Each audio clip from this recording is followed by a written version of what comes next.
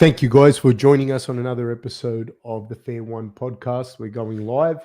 The reason that I'm doing this anyways now is one, because I love it, and two, it's I don't know. I was just curious what people thought. If there's anyone on there that is interested, that would like to comment. Now, but my thoughts on that fight, whether Jan was robbed or not. Obviously, Jan feels a certain way about it, and it's fair enough for Jan to feel that because he was the guy in the fight. Um, I think that it was a close fight, but a clear fight, and I think a lot of the times when that happens is it close fights, but that doesn't constitute a robbery. I feel the way that I feel that it went just by looking at the fight, and I remember writing a few notes down, is Oliver Ekman says, "What's up, Fab? What's up, mate?" I think that, and I was watching the fight. Clearly, you can see the reactions as the fight was going along. If you see what we were saying, obviously it was a very clear first round win for Jan. But in doing that, and I was saying this as I was watching the fight, in doing that, the way that he had the body triangle, I think was going to be very taxing on him. It wasn't in a position where he was braced, in a way that that it wasn't going to take a lot of energy out of him. So that isometric contraction, trying to hold a body triangle on a big monster like Pereira, and they're both heavy, and he's up on top of Pereira. It wasn't like he had him, flat or up against the cage or on his side or anything like that. That was quite taxing. And so, in my opinion, when he won that round, but I think it would have been hard on his legs regardless. But I think it would have been hard on the legs at altitude. And then going into the second round, I think it was clearly Pereira that second round. But I will say this: some of the shots that Blachowicz was landing in that second round had me a little bit worried for Pereira. It was clearly Pereira's round, in my opinion. Landed the body work, the jab to the body, the whole fight for Pereira, the second and third rounds rather. That was money. He was landing that. But Blachowicz had obviously seen something in the footage, or maybe made a read during the fight where he realized he could land that left hook on Pereira, and he was landing it. And that actually had me worried because he was landing it quite flush at times. But into the third round, which is the closer round out of the, obviously out of the second and third, first one was a wash. It was clearly Blachowicz. The steam on those punches was gone. The body language from Blachowicz was extremely tired. It didn't look like he was going to get to finish that fight. And if you watch, Pereira was already getting the read on the left hook, and he'd made the adjustment. So he was blocking the left hook. It wasn't coming with much power anymore, and it wasn't. You could see it coming, and he was able to. He was actually blocking it. It wasn't even like just getting out of the way. He was actually blocking it. So it was very interesting the way that that played out. I don't feel that takedown, according to the criteria, according to how it was. I had the opportunity to speak to John McCarthy about that, and like you getting the takedown and doing nothing with it, and that was probably one of the best examples of actually getting the takedown and not really doing anything with the takedown. And I didn't see him being able to do anything with the takedown. It was right at the end of the round. Blachowicz landed shots in that third round, but not like Alex did. He did check some of the kicks, but you could definitely see that the damage was being done by Alex in the third round. And when he did take Alex down, there was no ground and pound. He was just basically holding Alex down. So that just becomes a change of position. Like you went from standing to on the ground. That doesn't constitute points for you winning. That's according to the criteria. It's not my opinion. This is not my subjective opinion. And so I don't think he did enough in that third round or the second round to win. I think it was a great fight, and I think it was still close. It wasn't like, even the second round, it wasn't a shutout round by Pereira. He did land. That's when I think Blachowicz landed some of his bigger shots, was in that second round. But Pereira just landed more of them and better. And then in the third round, I do feel it was for the most part Pereira, especially the jab to the body. Let me know what you guys think, please, in the comments and in the live chat. Rob McKenzie says, Monday podcast, great start to the week. Thanks, Fab. Beetlejuice says, also your view, analysis and opinions on the fights are very soothing and easy to understand. Feels like a couple of mates having a chat while watching the fights. Thank you, sir. Thank you very much. I appreciate that. I'm trying just to say it how I saw the fight. I'm not trying to. I wasn't judging the fight either as the fight progressed, but I thought that Pereira won. That was a feeling that I had watching the fight. Randy says, Fab, what do you think of Yusri Balgarui? Um, I'm assuming that is you're talking about the Glory kickboxer, and he is a fantastic kickboxer. Fantastic kickboxer. If I'm not mistaken, I think he might have a couple of losses, both to Alex. I don't know if he beat Alex once, but I think he's lost a couple of times to Alex. This is without me checking, and he's also got 2 losses to Adesanya. Please write that down in the comments, guys. Obviously, I'm not an encyclopedia, but I do believe that one of the losses to Adesanya was a unanimous decision loss, and the other loss to Adesanya was a split decision loss, and he might have been stopped by Alex. But I do think he might have a win over Alex, but I think Alex has got more wins over him. I think, and I believe he's fighting in the Contenders series now. He's switched over to MMA, and he's had some success, but he's had a couple of losses. I think he's had a couple of decision losses. The thing I think with Yusri, he's very technical and he's good. He's long. He's very tall and very long, and he's training with Teixeira and Pereira. The only thing that I think for his transitioning to MMA, and I mean this with the utmost respect because he's got his own aspects of the game, and his kickboxing is going to be too much for a lot of people in that division regardless. But he doesn't have the flair and finesse, evasiveness, and durability of Israel. He doesn't have that, I don't feel.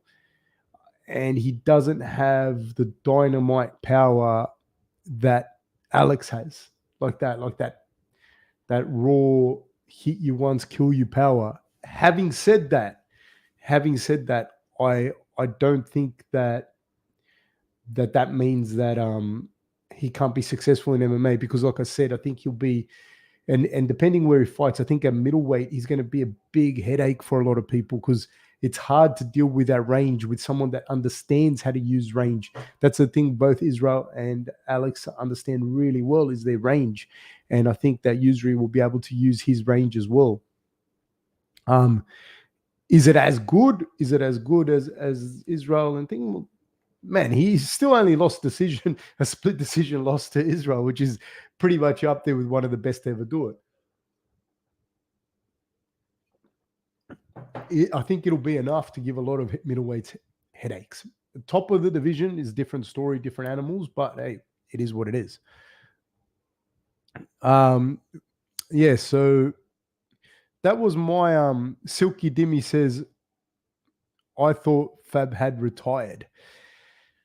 No, I hadn't, man. I've just been crazy busy. Oliver Ekman says, what's next for Alex, coach? Well, I don't know. They're talking about him and Jiri. One of the things that I found very interesting, let's say he fights Jiri, right? And he wins a light heavyweight title. For sure. One way or another, they're going to do him and Adesanya again. The thing that I find interesting, right, is that Alex was like, nah, I'm going to go down to middleweight, which I think his best work ahead of him is probably going to be at light heavyweight, my opinion, just because he when, like I said earlier, when he'd come to the UFC, from light heavyweight at Glory, and then he went down to middleweight. So that wouldn't have been easy, and he's getting older. So I think the cut is actually to his detriment. But I do understand that, because like kind of a bit like with the Volkanovski and Islam thing, like if whoever is getting challenged in their weight division, they're the one that has to put their belts on the line. The other guy doesn't, and so there's no real risk to him. So I do understand him going down and fighting Israel at middleweight, rather than having Israel not have to risk his belt, go up and fight at light heavyweight. I think that it's smart that Alex said, no, I'll go down to middleweight. I'll keep my belt if he gets it, and I'll fight Israel at middleweight. That's interesting. Whether the UFC lets him do it that way is what it is. But that is clever from him. There's a few things that when you see certain fighters say or do, you I don't know sometimes if people mean it, and if they mean it, it's clever, and they've thought about it and they've thought on it, and if it's just by accident, good for them. But that's one of the more clever ones. So I think it'll. But then like Adesanya has to beat uh, Strickland if it's Strickland and him that fight now, and Duplessis, and so like whilst I favor Israel in both those fights, I don't, this victory is not a foregone conclusion in this game, so who knows what happens. But I think Israel, even if he lost to one of them and decided I'm going to go up to light heavyweight, he's still a big name, man. He's still a huge name. It's not going to really take anything away. It's not going to take any luster away if he were to lose and, go up. I don't think it'd matter. Like, it'd matter a little bit, but I'll tune in to watch that fight. Israel and Alex are going to have crazy fights every single time. This is for sure. So that's my take on that. I think, and that I think will be pretty much it for Alex. I can't see, because that will take a while for all of these fights to play out, and I don't know how much longer he's going to fight for. He's not a young man, he has to recover from this fight, Jerry, right? At least, like, we're just assuming that he fights Jerry for the light heavyweight title. And then Adesanya has to fight twice, so I'm assuming. So this could potentially happen, like, if it goes that way, by June of next year, maybe June, July of next year, maybe. I'm just saying. So that's basically a year away, so I don't know. And if he beats Israel, if he gets, not even if he beats Israel, doesn't have to beat Israel. If he beats Jiri and gets a light heavyweight belt, and Jiri is no joke, man. Jiri's no joke. I think Jiri's more dangerous than Jan for him, in general. Just he's got more X factor and he hits harder, and Alex gets hit a little bit. That's my opinion. The takedown threat is not really there as much necessarily, but he's a very, like, X factor guy that hits stupid hard. Having said that, if he were to beat Jiri, I definitely would have to say that he would be the best combat athlete of all time. At the moment, I have Cejudo, but if you win 2 glory titles in 2 divisions and then 2 UFC titles in 2 divisions, game over. I can't think of anyone better. I'm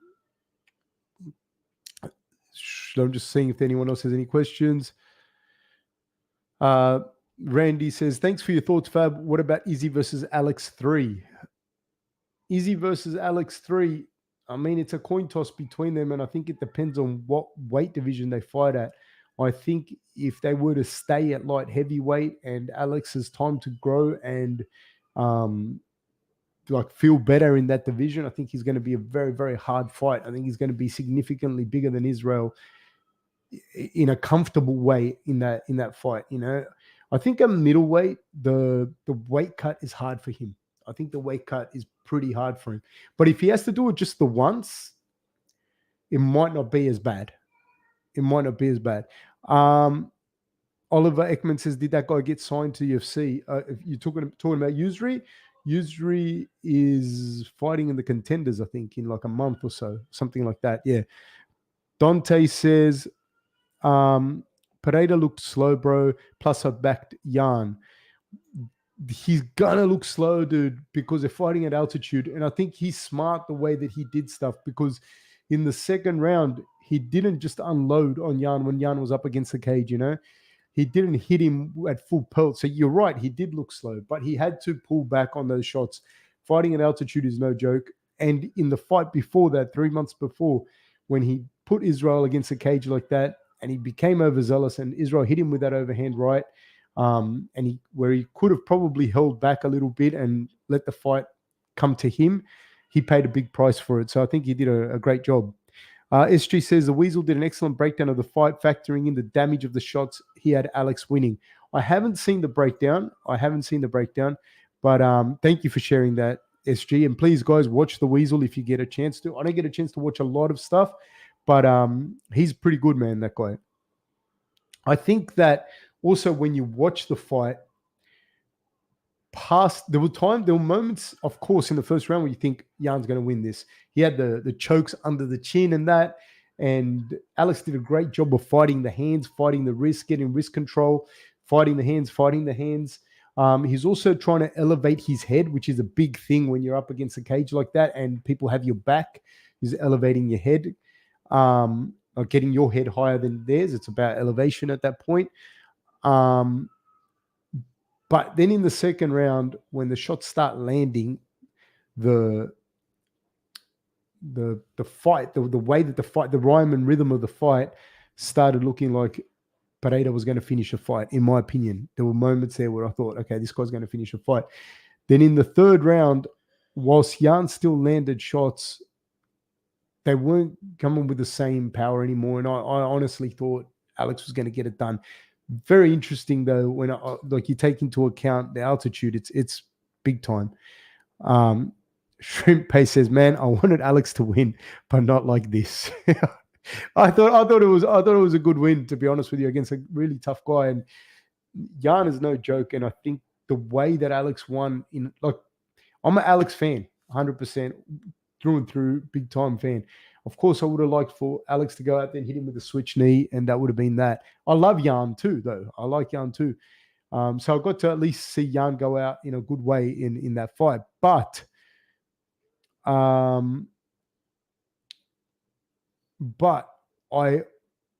don't think that that would have showcased what Alex did. Like, Alex was able to defend himself so well in that on the ground with Jan on his back, who's a good grappler and, he does what he wants to do. So being put in that position by a good grappler showed where Alex is at. The fact that he got put in that position is a different story, but still he defended that for the better part of the round. Kenahuna says, Jan kept blitzing in during the third and did nothing with the takedowns. I believe it would have been a draw if they gave the first round a 10-8 for Jan with that control time. Yeah, but you can't give a 10-8 for that round, that first round. That you can't give a 10-8 for that, because you can give a 10-9 for the control, and he had the better position, and he's getting closer to finishing, and he's putting a submission attempts that are getting close to finishing. This is according to criteria. But a 10-8 would be a complete domination with damage where the other guy does nothing. That would be a 10-8 round. In that particular instance, there was no damage done by Jan at all. Pereira is a giant. He looked even bigger than Jan. He's a very big guy, and that's why I was saying to you, like, as he gets older, that cut to middleweight is no good, and like I said, he's not a middleweight coming up to light heavyweight. He's a light heavyweight that went to middleweight that's going back to light heavyweight. So in a rematch with Israel, whereas it's smart from him, because if he did have the light heavyweight belt, to go down to middleweight and keep his belt, that's smart. So he doesn't have to put his belt on the line. And probably Israel's going to go up and try and get it anyway. So he's going to get yet another mega fight and points on that on that belt. Like, he'll get a percentage of pay-per-views. But the weight cut, as far as just that fight, all things being equal, just that fight, the weight cut is going to be to his detriment every single time. It's going to be very hard for him to come back down.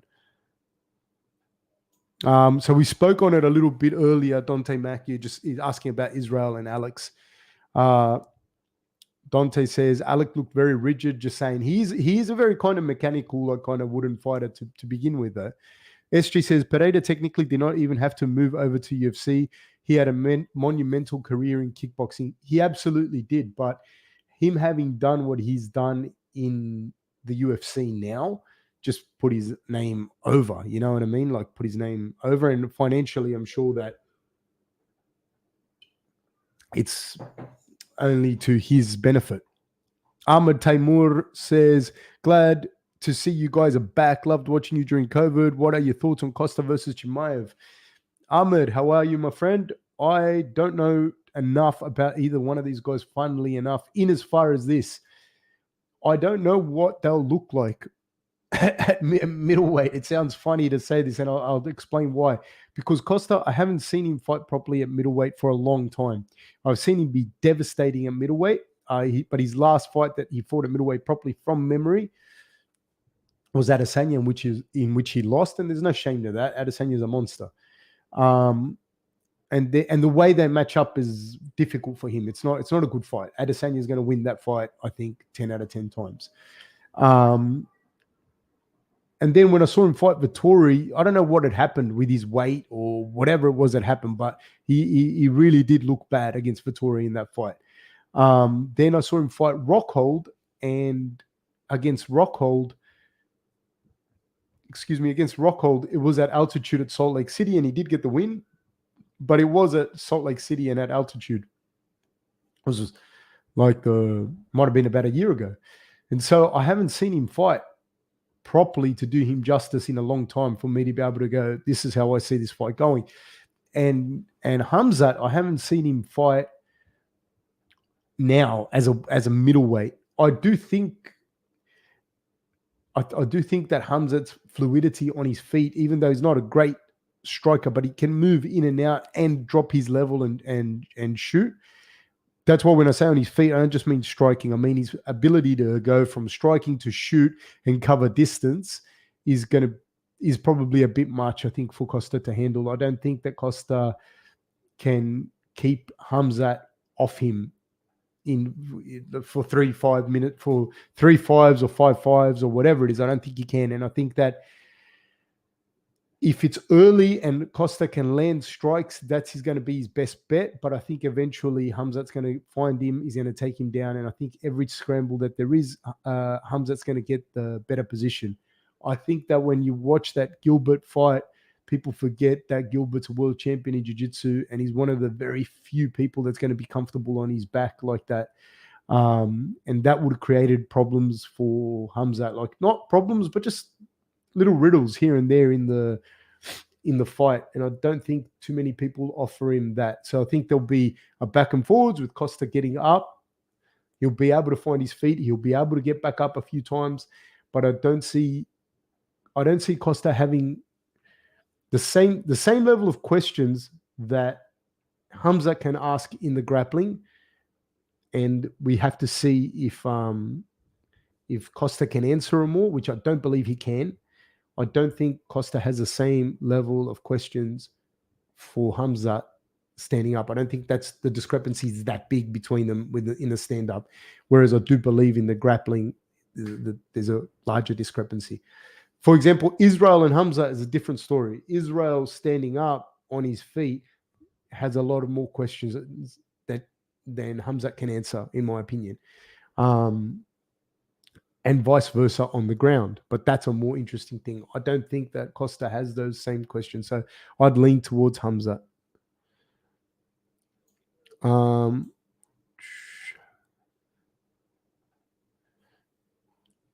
Dante Max says, I think the fans would pay to see a trilogy. To a trilogy between Pereira and Israel. Everybody would pay to see that, man. Everyone. Oliver Aikman says they should make it a catch weight at 195 and put both belts on the line. Yeah, the problem is that no belt would be on the line. But yeah, catch weight at 195 would be interesting. SG says, would have been great if we had Cedric Doumbé in the UFC. Looks like PFL has signed him. He was on my podcast. I did an episode with him. He's a good guy, man, a champion. Michael says, did you see Crawford versus Spence? I did not, my friend. I did not. Ahmed says, yeah, I think Hamza blends the striking and grappling really well. Thanks for the answer. Hopefully we get to see more of your fight companions in the future. We absolutely will, man. I'll be doing a lot more content, putting up a lot more stuff. I love doing these like little quick live things whenever I get a chance. But guys, let me know what you think about the fights and how they went and who you think won, why you think won, what you think are the next fights coming up according to the conversations we've already had.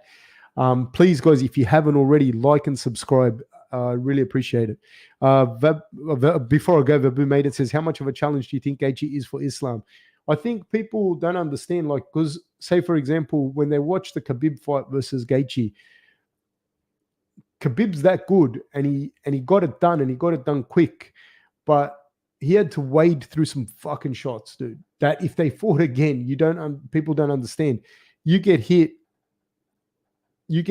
with one of those, it can change the whole trajectory of the fight. And it depends where you get hit. If you get hit like right here kind of thing, you might be okay. Whereas you get hit right on the chin, it's completely different. You could go out completely. So that I'm talking about with Khabib and Gaethje. That's always going to be a problem when you fight a guy with heavy, heavy hands. Islam, I think, is probably a little bit more complete than Khabib, but it's Khabib's ability to impose his game, which is insane. That's his ability to impose his game on people that makes it different, I think, a little bit to Islam. Islam is very complete. He's very technical.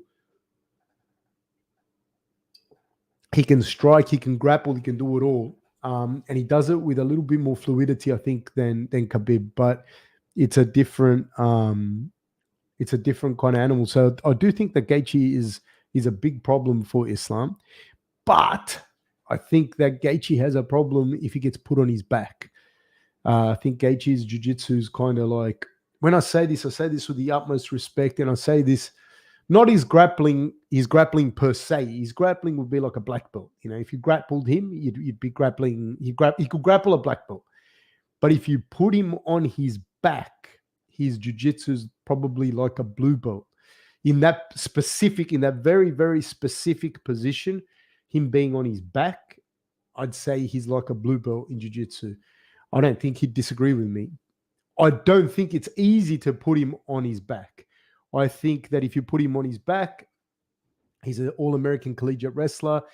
In folk style wrestling, he's going to find his feet. He's going to get up. He's going to be very hard to hold down. He would be a nightmare to have a roll with. Don't get me wrong. He could roll with black belts. But on his back, I think he'd be a blue belt, something like this. And this will be a problem with having a guy that has the top game that a Khabib has, or a top game that a Charles Oliveira has, or the top game of an Islam Makhachev. That's what you're looking at. That's my opinion on that. So I do think he's a challenge, a tremendous challenge, and in certain positions. But Islam is a fucking monster, and he's a monster on top. And so is Charles. Lydian, 84, Lydian, you champion. How are you, sir? Says, what's up, Fab? It's Lydian. Have yourself a beer or a coffee on me. Thank you so much, sir. I appreciate it. It'll have to be a coffee because I don't drink alcohol. Are you working with any fighters currently? I am, my friend. I'm working with some they're beginners. They're beginners. One of them is actually plays a professional rugby player, and I'll keep his name out of it. Contractually, I don't know what he's allowed to do or not allowed to do right now. But I'm working with a couple of young guys. They're beginners, and I think that you will definitely hear about them in the future, in the very near future. But we've got some really talented young guys that we're working with at the moment. Got to see what happens with one of the guys that I'm working with his rugby career. Is doing really, really well as well. So who knows what happens. But once again, guys, thank you so much for joining us. Thank you for everything. Please, guys, like and subscribe and share and let people know. So I really appreciate it. Guys, thank you so much. Big hugs. Take care.